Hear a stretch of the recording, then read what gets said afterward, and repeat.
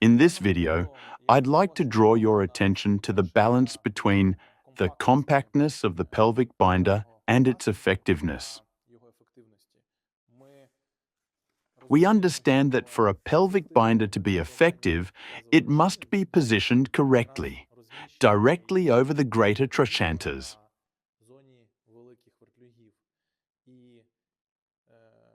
By that logic, any placement slightly above, below, or away from that zone would reduce its effectiveness.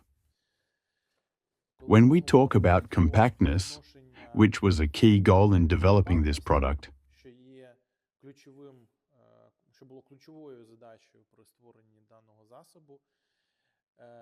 we specifically chose a 100 mm wide strap as the standard. In our view, this width offers the best balance. It keeps the device lightweight and compact, while still reducing the risk of ineffective application.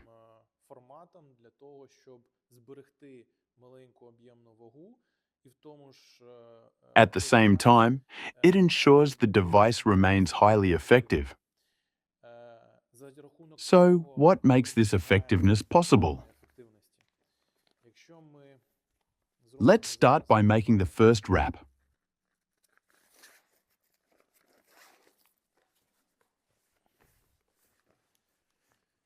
Now let's take the strap.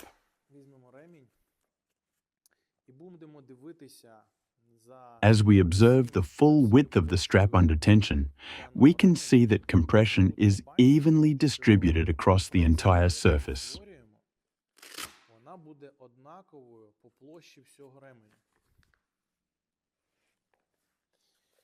This is possible by the width of the buckle.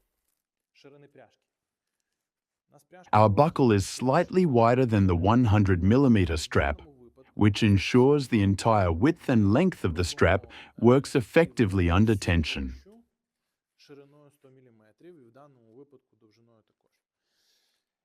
For comparison, if we had used a 50 mm buckle, as some experts have suggested,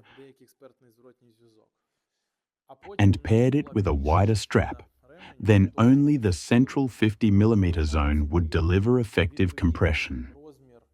The rest of the strap, particularly along the edges, would not contribute effectively.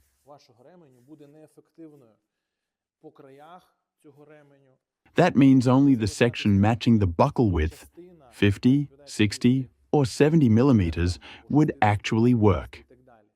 In our case, the full 100 mm width provides enough surface area to cover the greater trochanters effectively and maintain compact form.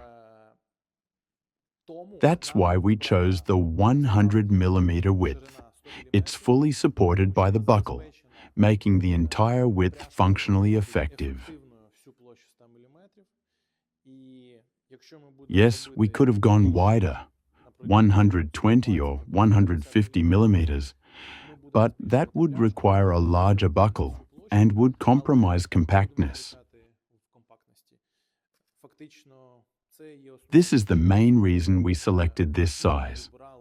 We wanted to find the optimal balance between compactness and effectiveness. Thank you.